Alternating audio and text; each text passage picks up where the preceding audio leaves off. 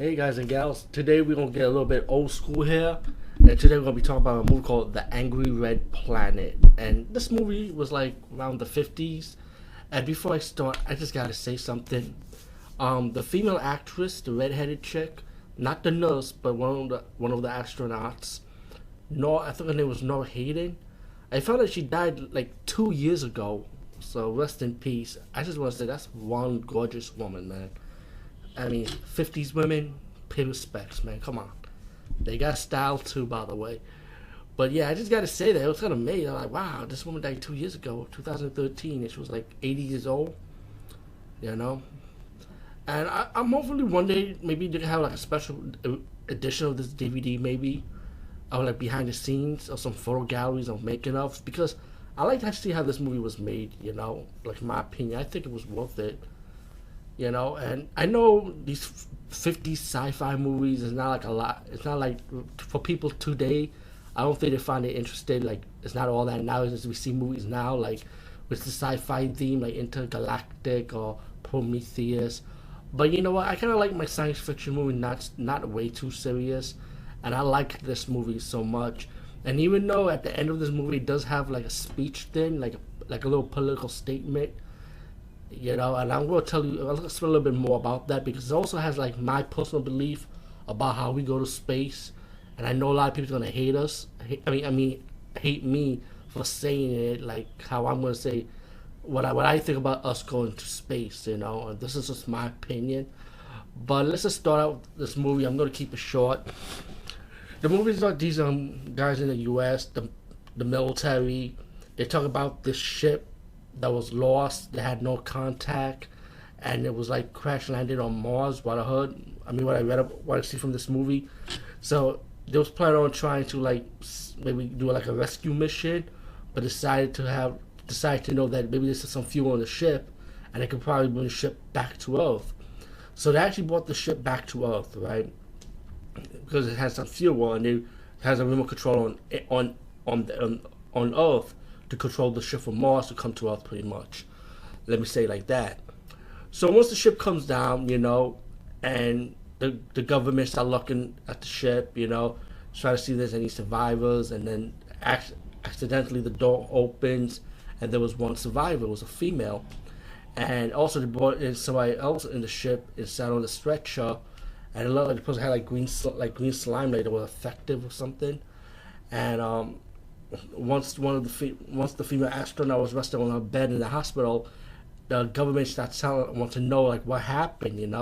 So she started giving her a flashback of the story about what happened to them once they landed on Mars, and we have like 4 astronauts, 3 guys, 1 woman. I don't know, man. It's hard to control, man. Especially the female's a chick too, man. She was hot. I just gotta say that. I just gotta throw it in there. But it's amazing how they have the ship. And you gotta remember, this is like from that time and era, because when you go to space, you're supposed to have gravity, you're supposed to be like floating. But these people are just standing there, sitting down like normal. And even when they landed on Earth, like the woman comes out with regular clothes, But, to fast forward, you have the 4 characters interacting with each other, talking about work, joking around a little bit, kidding around. And once they landed on Mars, right? And I kind of like the special effects for this movie. I don't know if this movie was shot black and white or this movie was done Technicolor once it got renovated for VHS market or whatever. I don't know how it was like shot at that time. I don't know if it was meant to be black and white, but it was actually colorized. But the scene where they landed on Mars, right, it was all red because it was like red planet, like red and a little bit of yellowish orange lighting, which I thought was a cool effect, for this movie. And, they start doing an expedition around Mars. They come across like plant life, and one of the plant life was like active, was alive. They see creatures. 2 of the astronauts, and spoiler, I'm going to spoil it for you too, by the way. Spoiler, because I want to explain a little bit more about this movie. 2 of the astronauts died. Of course, we all know the female survived and one of the guys survived. And once they was able to leave the Earth, right, and that's when you have back to the memories of Earth when the woman finally recall her story, and that's what happened to them on Mars. You find out that scientists on Earth are trying to help the guy get rid of the slime, and he was getting affected, pretty much. But they was able to remove it. The female with the red hair starts talking to the guy, pretty much like how you doing, pretty much. And the two of the scientists, the military and the scientist guy comes out, pretty much, excuse me, and talk about, hey, this is the last recording of the tape, and then want them to listen to it, what happened to them when they left the planet, what the alien told them. And to me, this is when it's kind of like personal to me. It's like when the aliens are saying that, listen, you know what? I want you people to get out of our planet, pretty much. Like, don't come back here, because because the aliens felt like you was about, they felt like you were trying to invade us or something, And the aliens explain, we more superior than you, and pretty much, if you come back to Mars, we're gonna go to Earth and invade you, And the aliens like telling them, like, we respect you, you better respect us, pretty much. Don't come on our planet, and that's how they feel, And I always said to myself, and it's like a debate among me and my friends, because we always believe there's other life outside of Earth. I mean, come on, people, we are not the only life on Earth. There are other life from other planets, and we always said to ourselves, are we destined to go to space? Yeah, we have science fiction like Star Trek, for example. But reality is, man, I don't think we're meant to go out in space like that, man. Fuck it. Let's just be glad where we are. We on Earth.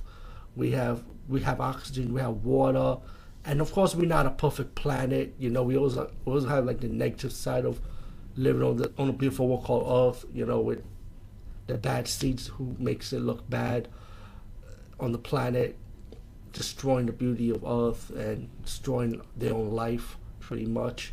And that's a sad thing, when this is like real life. And maybe we could understand, like in a political statement, speaking for me, maybe even though this was just a movie, maybe that's how the aliens feel, because the way you treat your planet, why would we want you coming to our planet, and what the fuck you did to your Earth, destroying each other, hurting your resources. We don't want you doing the same thing to our planet. So you know what? You gotta go get out, or we'll fuck you up, pretty much. To me, that's what I felt like the aliens trying to say in a straightforward statement. I'm trying to rephrase his words a little bit, but that's what I think, in my opinion. But all in all, man, I mean, I really like this movie, man. And again, like I say, I think let's stay our ass on Earth. The moon was one thing, going around space is one thing, but going to other life home planets is one thing. And we see like UFO ships going inside the sun and coming out the sun. Recently, if you Google it, it did happen. So it shows you what kind of technology these aliens have. But this is just one example of what kind of power these guys have out of Earth, and we don't have that type of technology. Anyway, that's my opinion, and this is what I think of this movie. And I know I got a little political with this one, but I just have to say it. Anyway, peace, guys. See you later.